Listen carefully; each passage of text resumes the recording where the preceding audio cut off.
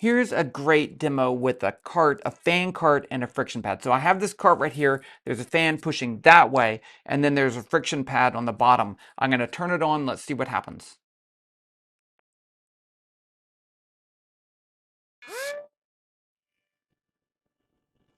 So which force is greater, the fan pushing this way or friction pushing back the other way? Now, a lot of people will often say, hey, well, the fan's not great enough to get it to move, so the friction is greater.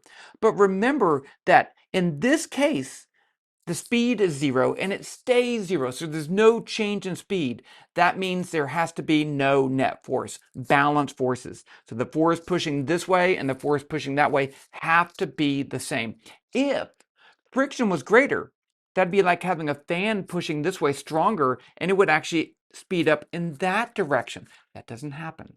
Okay, so now if these forces are balanced and I give it a push, what will the motion be like? Let's try that out. So I'm going to put it right here. I'm going to turn on the fan, and then I'm going to give it a push.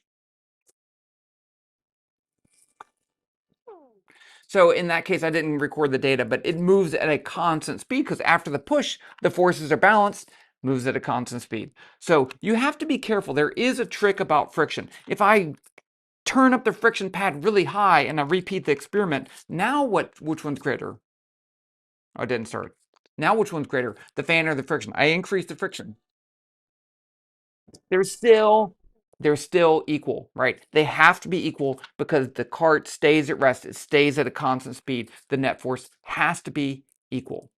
Friction does some weird stuff.